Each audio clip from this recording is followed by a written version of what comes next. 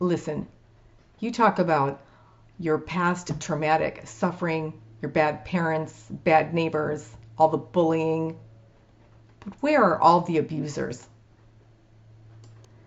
Every time you choose to relive your past, you are the abuser. Choosing to abuse yourself in the present with your past abuse. There's only you abusing you with your past trauma. No one else is choosing to think and retell those stories of your past except you. You're the bully. You're the abuser, abusing you. Every single thought you pay to your traumatic past is paying your past to bully you now. Every story you tell, you hit yourself over the head with your trauma.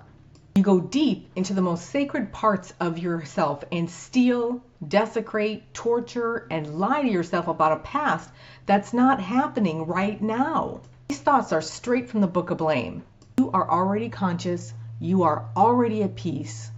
How do I know? Because you're here. You are physically out of your past. And where you are is so significant because where you are is here. That's where we start. Click the link below for your free 15-minute consult with Sage Sessions. My name is Karen Pearson. Live deliberately. Namaste.